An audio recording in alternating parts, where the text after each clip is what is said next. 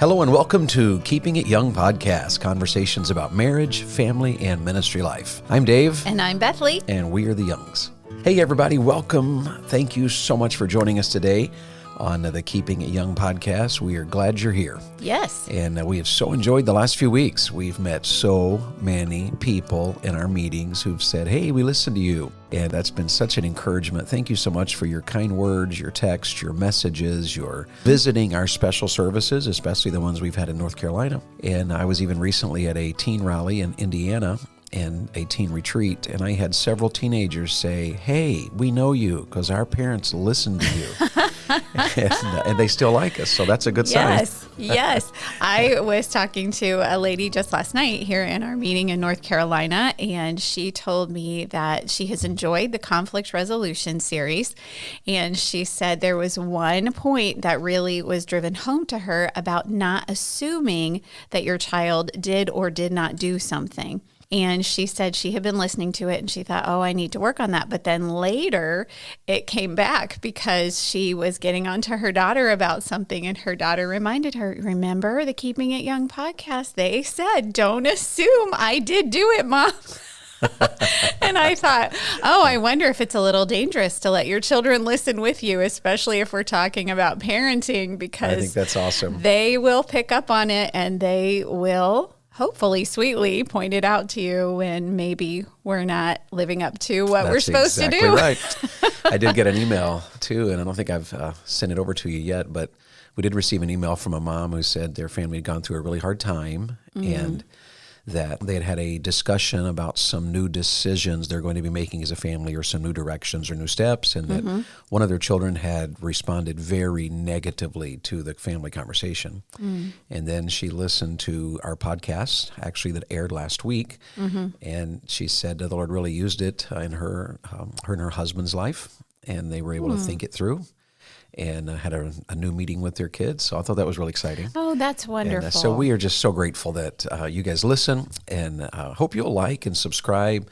If you don't follow us on Instagram, we are on Instagram, we're on Twitter, and we're also on Facebook, all the social media sites. Right. And and of course, the keepingityoungpodcast.com has every one of our episodes available. Yes. And so if you're new to the podcast, there's 127 others you can go back and listen to. Wow. And that's a long time. It does seem like it just started yesterday, but 127 episodes means it didn't start yesterday. It did not, and a lot of work and just all of that.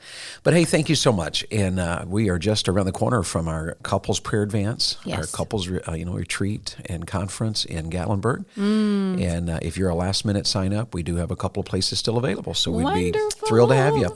And so sign up and join us if you're able to. We'd love to see you there. It's going to be a great retreat. That's just around the corner. I'm looking forward to meeting those of you who are coming that we've never met before. Of course, we love meeting new people and hearing, like we've just been talking about, hey, we listened to the podcast, but I'm also looking forward to seeing my friends. We have several friends that are coming, and I'm so excited. And our friends at Christ Life Ministries, who is actually hosting this particular conference, he never calls it a retreat. This is an advance. Yes. And so it's a couples prayer advance. We are going to advance in our marriages after this retreat. Even if you can't join us at a couples retreat, a couples advance. There we go. An investment in your marriage is always worth it. Absolutely. So if it's been a while since you've read a good book about marriage, buy one. If you don't have any idea of what to read, shoot us a text or a message or an email, and we'd be happy to recommend quite a few to you. Yes. And it's one of the great things that we've enjoyed doing is reading books on marriage and family and raising children. There are other people who have put a ton of wisdom on paper.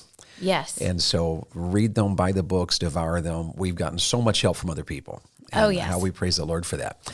Well, we finished conflict resolution with teenagers. We did. And sort of, because today is actually an extension of that. Okay. We are actually going to step into what we're going to call conflict resolution special case scenarios. And at first, I kind of wrestled with, is there a better way to say that? And maybe there is. But the fact of the matter is there are a lot of special case scenarios when it comes to the family. Absolutely. So many. Some of you are, you've gone through tragedies, and that's a special case scenario. And you've relocated your family to a new place, new church, new friends, new jobs, new house, new community. That's a special case scenario. And the thing I was reminded of in the Bible is that challenging situations and blended families are nothing new. And maybe the blended family is the biggest special case scenario. Right. And that's what we're going to mostly cover today. And so I know each family out there is unique.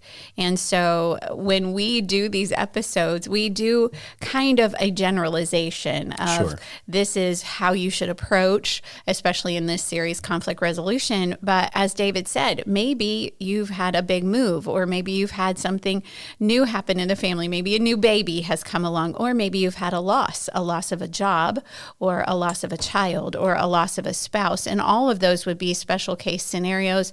Honestly, any of the principles that we've used in the previous episodes could be used in that. And so today we are going to just address the special case of having the blended family. And let's just talk just for a moment, because I was thinking this morning about, as you know, preparing to record today, and I was thinking through all the special case and blended family scenarios you find in the Bible. Yes. And there were two that really came to my mind. And the first one was Jacob.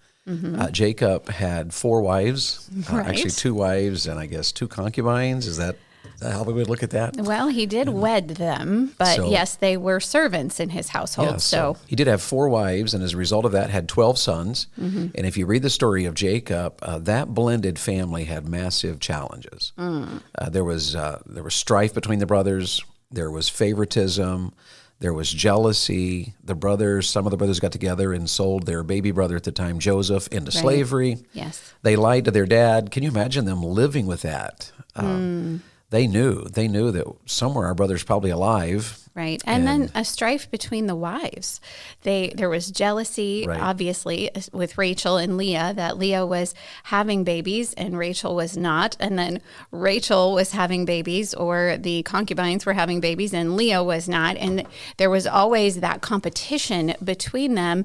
And sadly, when we talk with blended families, now David and I are not speaking from experience here. We are speaking from conversations that we've had with other people and research that we have done and biblical wisdom. But when we speak to people, there is that sense of competition or conflict that goes on when you have 2 families that are trying to raise the same children. Yes, and that is a huge deal. And in fact, I thought we've heard so many people have shared with us the strife, the challenges, the heartache, the emotional angst. There's a lot that goes into a blended family. Yes. And you that are listening that have one, you just know by experience how this can be. And yet, as I was reading about Jacob and his 4 wives and his 12 sons, I thought in a sense there's some encouragement there, because chances are nobody listening to us has sons who sold their brother into slavery.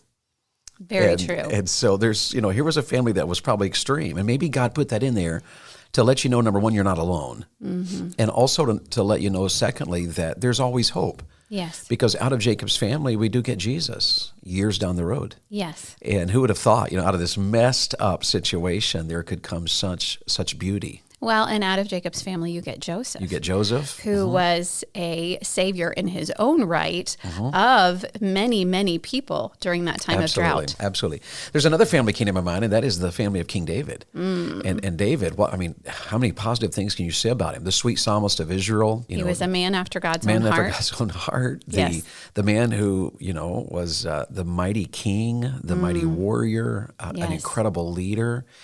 And yet he had several wives as well. He did. And I just have a confession here. Every time I read about David in Scripture, when I'm just going through my Bible reading, David will corroborate this. I'm always mad at David. I just am. When it comes to him and his family and his wives, I'm like, what? Another wife? Friends. Why do you need another wife? You have a wife. Anyway. She's not lying. She's not lying. And makes her blood pressure go up. It does. And but he did. And as a result of those different wives, they had all these problems. Like you remember the story of his son Amnon, who literally raped Tamar, his half-sister. Yes. And then Absalom, who was the brother of Tamar, was so furious at Amnon, he waited 2 years, but then he murdered Amnon for what he did to his sister. Later, Absalom tries to overthrow the kingdom. Right. And the issues, all of that simply to say that these special case scenarios, these blended families, and all the issues that go into them are revealed to us in the Bible. So you're not facing anything that is unique to you. Right. Others have gone down this journey. Others have faced the heartaches. Some have lost in the middle of them. Right. And others have won. Mm-hmm. And so there's great challenges here for us. Hannah was the other one I thought of today because her husband had two wives. Right. And the Bible, Hannah speaks about her adversary, which from all indication was the other wife. Yes. Who made fun of her because she did, I have children and you don't have children, and Right. I'm a better wife to my husband than you are. And my goodness, her husband's other wife was her adversary. And doesn't this sound like, in a sense, it's not, we don't deal with polygamy. That's not an issue that we have to face. But we do deal with a lot of divorce situations where there's another wife or another husband or somebody else's children. And the blended family situation is challenging. That's what we've come to tell you.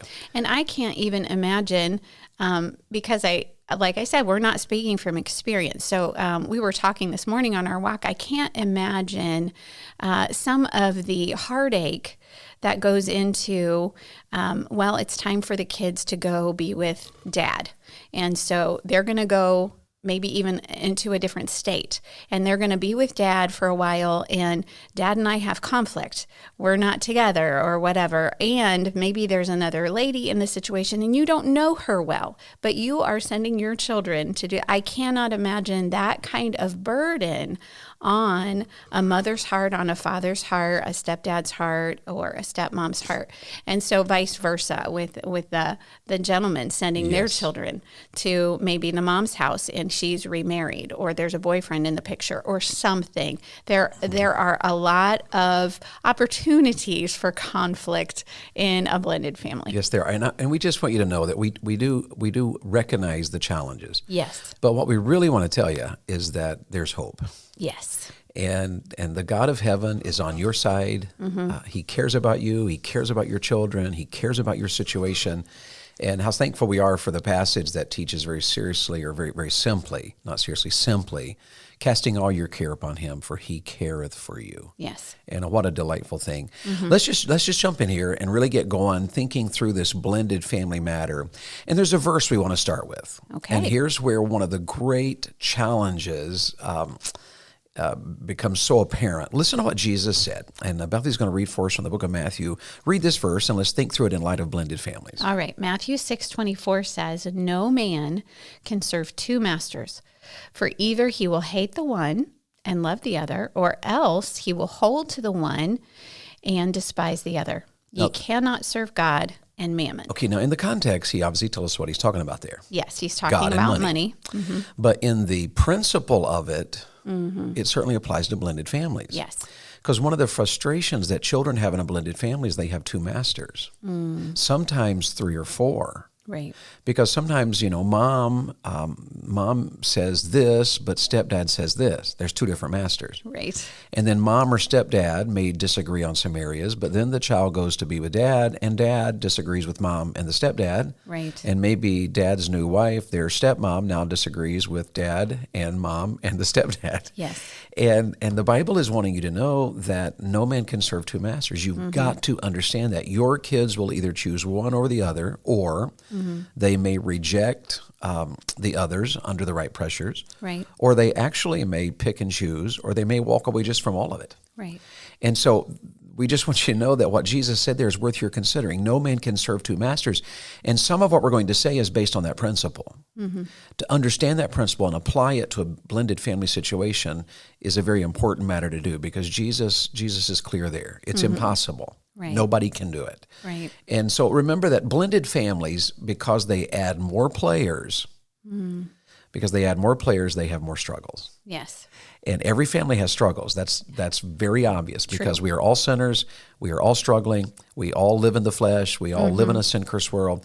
But a blended family brings a ton more players and situations and circumstances. Right. And therefore expect in a blended family for there to be more struggles. Yes. Expect that. But here's what you can do about it. All right, we ready to jump in? Yes. All right, so here's the first recommendation we would give you. Here's what you can do in this special case scenario called a blended family. Number one, do your best to get everybody on the same page. Now, this is where the rubber meets the road. Yes. Because probably the hardest thing you're going to do is to get everybody on the same page. And there's a ton of reasons why.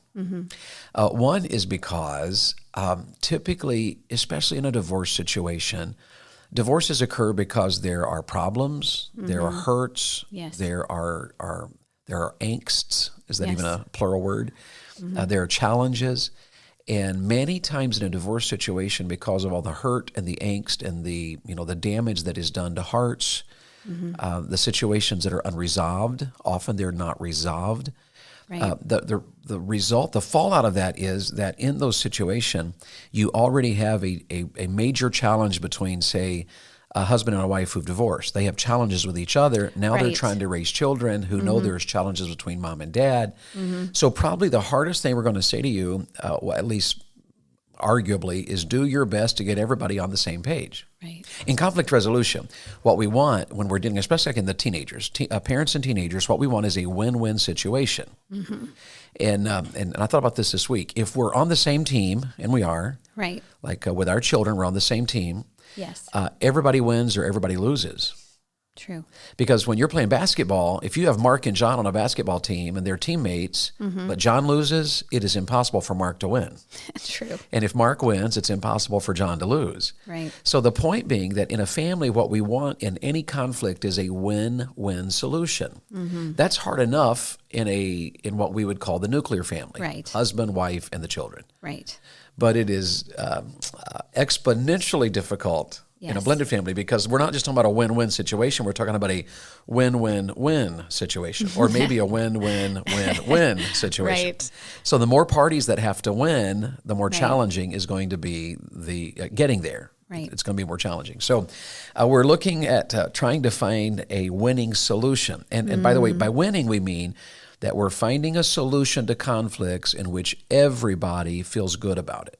Right. Does that make sense? Yes. Where everybody feels good about it. Where everyone can agree, at least agree to disagree and say, well, Yes. I can see why you want it that way. I don't necessarily see it that way. I would permit the children to do thus and so, but because you really don't want them to, I will defer to you. Yeah.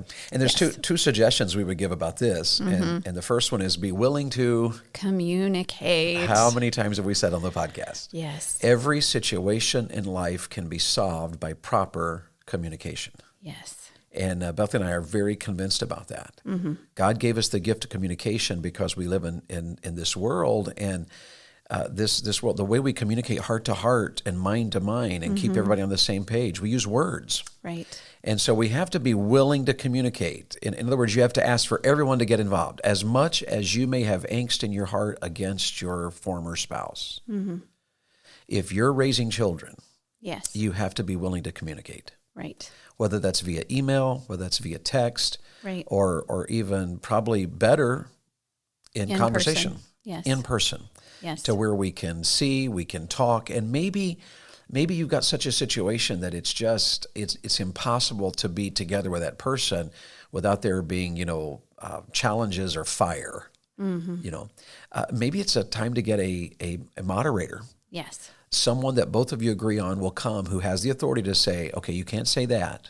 Right. Okay, we're off track here, back up to the situation. Right. And none of that is wrong, but you have to be willing to communicate. Ask for everyone to get involved. And what we do in communication is we make suggestions and share what we want, but we also have to be willing to listen to their suggestions and what they want. Right. And so there's a willingness to communicate. Any challenge you would give or thought you would give on how to communicate in a situation like this? Well, just speaking from a lady's perspective, I know from a conflict that maybe we would have had in our marriage issues, I know it's easy for us ladies to become wounded. And if we feel that wound has been compounded and it has really been ripped open time and time and time and time again, and then it has gone all the way to a separation and a divorce. And so that wound is gaping, and we don't want anything to do with the person who inflicted those wounds. We don't.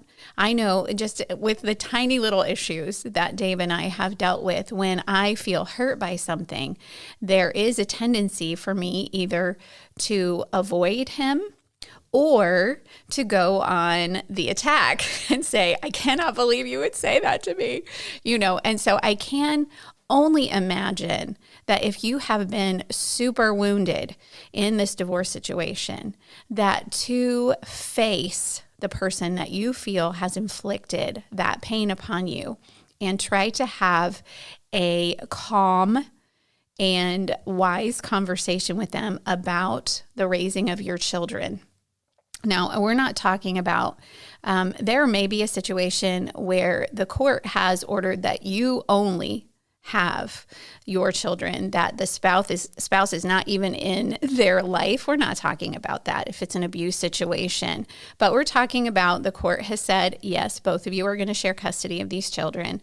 Then, moms, I would ask you and just plead with you to ask the Lord to help you with your wound. It doesn't mean that it makes it okay. It doesn't mean that all of the hurts that were said or whatever was done is okay. It just means that you're going to ask the Lord to heal you in such a way that you can not put it behind you, but make your children more of a priority than the nursing of your wound.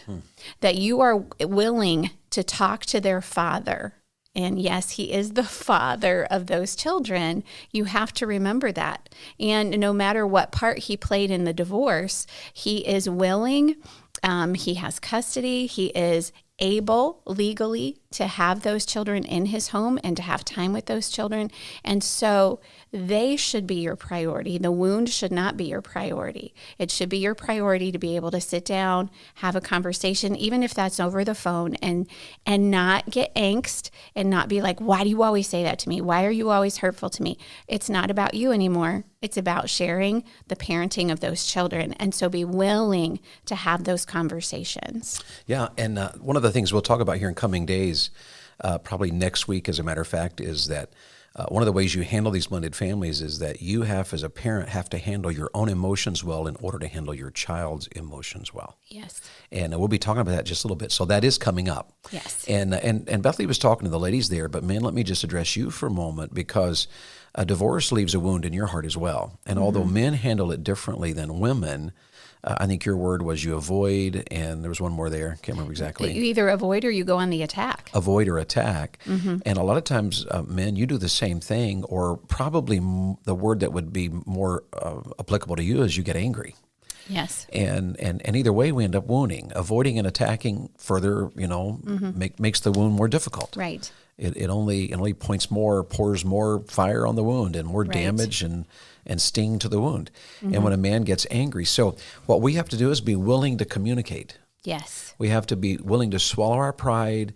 We have to be willing to acknowledge this is a person created in the image of God who has wounded me and hurt me and whom I will never, ever want to be with ever again. But the fact of the matter is, in this situation, we have to swallow all of that, put all of that aside. We have to be willing to communicate. Yes. And why? Because we're trying to get everybody on the same page. Right. And there's one more thing we have to be willing to do. To get everybody on the same page, the goal is a win-win, win-win. However many wins you need, the goal is to win.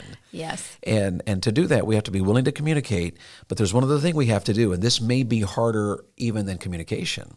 We have to be willing to give. Yes. And by that, we have to be willing to say, okay, this is not what I want, but I'm willing to give here and say, okay, we'll do it that way. Right. And I will tell you, if you want to damage your children, if you want to cause massive problems exponentially in your blended family situation, come to the place where you will not give. Right. I will not back down. It's my way or no way. Right. And what you will find there is that when it's my way or no way, the option that is almost always followed is no way. And what happens there is you lose. Right. Everybody loses. Your children lose. And chances are, if we're not wise here, moms and dads, we not only lose right now, but in the years to come, your children will get married and their spouses will lose as well. Your grandchildren will lose because we're putting in motion a case. This is how we handle problems. We avoid them. We get angry. We attack. And the whole thing is we've got to step back. and do our best to get everybody on the same page. Yes. What else would you add to that? And we'll stop there today. I would say even within your home, when we're not talking about the ex-spouse, I'm talking about if you are remarried, just be willing to communicate in your new marriage. There have been so many times that we've been talking to a blended family and the new spouse feels way left out of all conversations, that their advice is not heeded. And I know it could be a tendency. I think I would too. And of course, I'm not speaking from experience, but I would say, you don't know these kids. These are my kids. You can't tell my kids what to do, Yes. or whatever. But remember that your marriage should be your new marriage should be a priority, that you have roles and responsibilities to fulfill within that marriage, and communication needs to be taking place. Yes, you can calmly and lovingly say, yes, this is how I've always done it with the kids, but be open to your new spouse's suggestions. They may be bringing some wisdom to the marriage and maybe some new eyes, fresh eyes that see a situation that you don't see because you're so close to the situation. Do your best to get everybody on the same page. Yes. Whether that's with the divorce party or the new spouse, Yes. the stepkids, the goal is win, however many wins you need. Yes. All right, we're out of time. Next week, we'll be talking about letting the other parent lead. We'll be talking about expectations, ramifications, how to communicate those, how to interact with your stepchildren and determine consequences, about breaking rules and what the rules are.